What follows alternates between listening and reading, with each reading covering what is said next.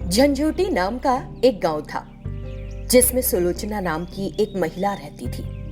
वो अकेली ही रहती थी। एक दिन जब वो जंगल में जलाऊ लकड़ी लेने के लिए गई तो उसने देखा कि वहां एक ऋषि है और उनके साथ एक बंदर भी है।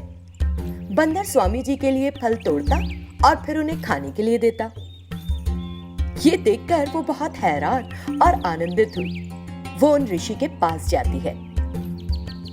स्वामी, ये बंदर बहुत प्यारा है। क्या ये आपका पालतू बंदर है? ये कितनी अच्छी तरह से काम करता है। हाँ, ये मेरा पालतू बंदर है और ये बहुत चतुर है। फिर वो ऋषि और उस बंदर को कुछ फल देती है। अगले दिन वो फिर जंगल में जाती है और जलाऊ लकड़ी लेकर अपने घर आती है। उस दिन भी वो ऋषि और बंदर को फल देती है और वहां से चली जाती है। ऐसा काफी समय तक होता रहता है। एक दिन, बेटी, मैं हर दिन देखता हूँ कि तुम अकेली आकर जलाऊ लकड़ी लेकर जाती हो। क्या तुम्हारा और कोई नहीं है? मेरा हंसता खेलता परिवार था स्वामी जी। मेरे पति और बच्चा एक कार दुर्घटना में मारे गए। हमारी बहुत बड़ी संपत्ति थी। मेरे पति के रिश्तेदारों ने मुझे धोखा दिया और सारी संपत्ति ले ली। अब मैं एक छोटे से घर में रहती हूँ और जलाऊ लकड़ी बेचने से जो पैसा मिलता है उससे अपने लिए खाना जुटाती हूँ। वो रोते हुए कहती है। दुखी मत हो, एक दिन ईश्वर तुम्हें तुम्हारी मेहनत का फल जरूर देगा। उन ऋषि ने उसे दिलासा दिया। ठीक है स्वामी, अब मैं चलती हूँ, शाम हो रही है।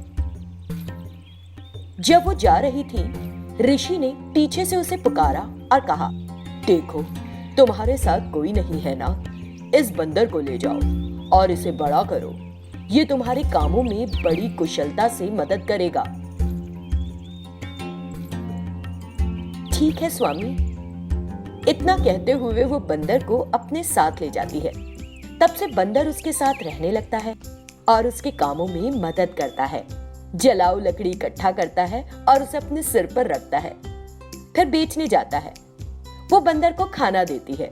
बंदर उसके दिए खाने को खाने के बाद, तुम्हारे द्वारा पकाया गया खाना मुझे बहुत अच्छा लगा, मुझे बहुत पसंद आया। वो ये जानकर बहुत खुश हुई। जब भी तुम्हें कुछ खास खाने की इच्छा हो मुझे बताना, मैं जरूर बना दूंगी। जरूर, सुलोचना ने सिर हिलाया। जैसे जैसे दिन बीतते गए, उस बंदर ने घर का काफी काम संभाल लिया, जैसे कपड़े धोना, बर्तन साफ करना वगैरह। बंदर सुलोचना के सभी कामों में मदद कर रहा था। एक दिन कोई काम नहीं हुआ था। देखो बंदर, घर का काम नहीं हुआ आज। मैं जंगल जाकर लकड़ी इकट्ठा करके बेच कर आती हूँ। घर में चावल नहीं है, तुम तब तक घर का सारा काम कर लो, मैं जल्द ही वापस आ जाऊंगी। ठीक है माँ जी, मैं सब काम कर लूंगा, आप अपना ख्याल रखना। बंदर ने सुलोचना को इशारों से बताया। ठीक है कहकर वो जंगल चली गई और जलाऊ लकड़ी इकट्ठा करने के बाद घर लौटते समय उसने उन्हीं ऋषि को देखा। स्वामी, आप इतने दिनों कहाँ थे? मैंने आपको कितने समय से देखा ही नहीं। मुझे किसी काम के लिए दूसरे शहर जाना था। वो बंदर कैसा है? वो अच्छा व्यवहार कर रहा है या शैतानी करता रहता है? स्वामी जी, वो कोई शरारत नहीं करता और सभी काम अच्छे से करता है। मुझे बहुत अच्छा लगता है क्योंकि वो एक अच्छा साथी है और घर के कामों में मेरी मदद करता है। ये सब आपके आशीर्वाद से मुमकिन हुआ है। आपका बहुत बहुत धन्यवाद। अच्छा बेटी, तुम्हारे चेहरे पर खुशी देखकर मुझे बहुत प्रसन्नता हो रही है। हमेशा खुश रहो।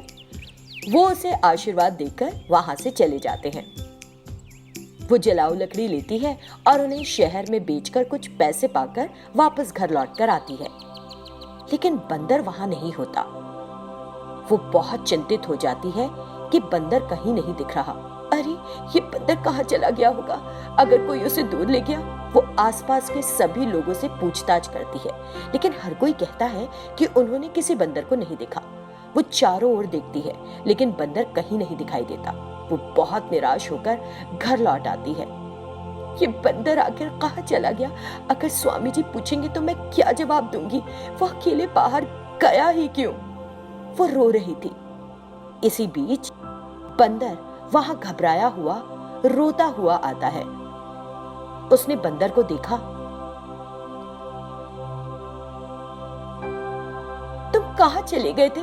जानते भी हो कि मैं कितना परेशान हो गई थी। तब बंदर रोते हुए कहता है, कोई मुझे जबरन उठा ले गया, मैं उससे किसी तरह बचकर निकल आया। वो आदमी अभी भी मेरा पीछा कर रहा था और यहाँ जरूर आएगा, मैं उसके साथ नहीं जाऊंगा। जबकि बंदर सुलोचना से कह रहा होता है कि बंदर को पकड़ने वाला आदमी वहां आ जाता है। उसने उससे कहा, देखिए कृपया मुझे बंदर दे दीजिए, मेरे बच्चे ने इसे देखा और उसे ये चाहिए, इसीलिए मैं इसे ले गया था, लेकिन ये वापस आ गया। मैं आपको पैसे दूंगा, लेकिन मुझे बंदर दे दीजिए। सुलोचना ने उस आदमी की तरफ गौर से देखा। सुनो, मैं तुम्हारी पत्नी सुलोचना हूँ।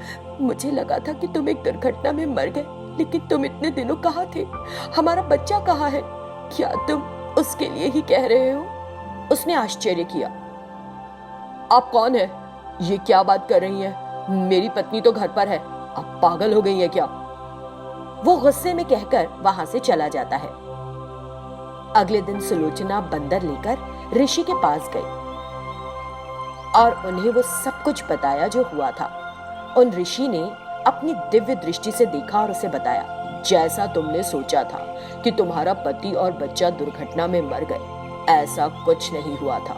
दुर्घटना हुई थी, तुम्हारा पति अपना अतीत भूल गया, उसकी जान एक औरत ने बचाई और उससे शादी कर ली। अब तुम्हारा पति और बच्चा दोनों उसके साथ है। स्वामी जी, मेरे पति अपने अतीत को भूल गए और दूसरी औरत से शादी कर ली। अब उनके बीच में पड़ना सही नहीं होगा, लेकिन मैं बस एक बार अपने बच्चे को देखना चाहती हूँ। बेटी, यदि तुम अपने बच्चे को देखना चाहती हो तो इस बंदर को वहां ले जाओ और उस घर में एक नौकरानी की तरह रहो। एक ना एक दिन तुम्हारे पति को अतीत याद आ जाएगा और वो वापस तुम्हें अपना लेगा। स्वामी, फिर सुरेखा का क्या होगा? स्वामी जी सोचकर बोलते हैं, सब कुछ भगवान द्वारा तय किए अनुसार होगा। वो उनकी बात मान जाती है और बंदर को लेकर उस आदमी के पास जाती है। उसका पति उसे देखता है। तुम यहाँ क्यों चली आई? क्या इस बंदर को देना है? हाँ बाबूजी, कल मैंने आपसे गलत तरीके से बात की थी, मुझे आपको देखकर किसी और की याद आ गई थी, मुझे क्षमा करें। मैं आपको ये बंदर दे दूंगी, लेकिन ये मेरे बिना नहीं रहेगा। यदि आप गलत न समझे तो मेहरबानी करके मुझे कुछ काम दे दें, हम दोनों यहाँ रहकर काम करेंगे। वो ठीक है कह देता है। वे दोनों वहीं रहने लगते हैं और घर का काम करते हैं, जबकि छोटा बच्चा बंदर का खेल देखता है और उसके साथ खेलता है। दिन बीतते गए। एक दिन दिलीप चलते समय अचानक नीचे गिर पड़ा। उसके सिर में चोट लगी और उसे अपना अतीत याद आ गया। तभी उसने सुलोचना को अपने सामने पाया। सुलोचना, मुझे क्या हुआ था? ये किसका घर है? हम कहाँ हैं?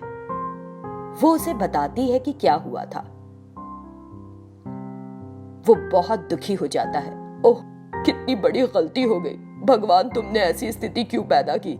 अब मुझे चिंता है कि मेरा कोई भी निर्णय एक के साथ न्याय करेगा तो दूसरे के साथ अन्याय।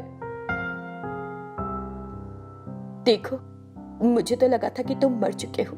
सुरेखा तुम्हारे जीवन में आई और तुम्हें बचाया। वास्तव में वो तुम्हारी बहुत अच्छे से देखभाल करती है, उसे छोड़ना सही नहीं है। आप उसके साथ रहें, मैं भी आपको और हमारे बच्चे को दूर से देखकर संतुष्ट रहूंगी। सुरेखा ने उनकी बातें सुन ली। आप बहुत अच्छे दिल की औरत हैं। अगर आप जैसी औरतें हों तो कोई पति पत्नी एक दूसरे से अलग ही नहीं होंगे। ऐसी बात नहीं है, एक बार मेरी बात सुने। अपनी बात कहने के बजाय एक बार मेरी बात सुनो। हम दोनों की शादी नहीं हुई है। मैंने उस दिन एक दुर्घटना में इन्हें और बच्चे को मरने से बचाया। मुझे समझ नहीं आ रहा था कि अस्पताल में क्या बताऊं, इसलिए मैंने कहा कि मैं उनकी पत्नी हूं। उसके बाद ये पता चला कि वो अपने अतीत को पूरी तरह से भूल चुका है। तब से मैं उस बच्चे की मां बनकर रह रही थी, लेकिन हमारे बीच किसी भी तरह का कोई संबंध नहीं है। ये सुनकर वे दोनों बहुत खुश हुए। बच्चा दौड़ता हुआ आता है और अपनी मां के गले लग जाता है। बंदर ये देखकर बहुत खुश होता है। वाह वाह, अचानक आप सब लोग मिल गए, मैं ये देखकर बहुत खुश हूं।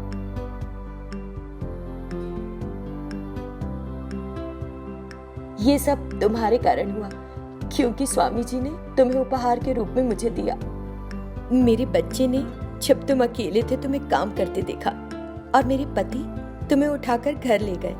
फिर वो तुमको ढूंढते हुए आए और भगवान के आशीर्वाद से ऐसा हुआ कि हम मिल गए, इसलिए तुम्हारा बहुत बहुत धन्यवाद। वो बंदर जो एक नौकर के रूप में आया था, हम सभी को परिवार के सदस्य की तरह लगता है। सुरेखा, मेरे बच्चे और मेरे पति को जीवित रखने के लिए बहुत बहुत धन्यवाद। अब हम यहाँ से जाएंगे। हम हमेशा तुम्हारे आभारी रहेंगे। मैं अकेली हूँ, तुम लोगों के साथ लगता है कि भगवान ने मुझे भी एक परिवार दे दिया है, लेकिन अगर तुम चले जाओगे तो मैं फिर अकेली हो जाऊंगी। तुम सब यहीं रहो, कहीं मत जाओ। बात एकदम सही है, हम यहाँ सब मिलकर रह सकते हैं। जब बंदर ऐसा कहता है तो हर कोई राजी हो जाता है और सब मिलकर रहने लगते हैं।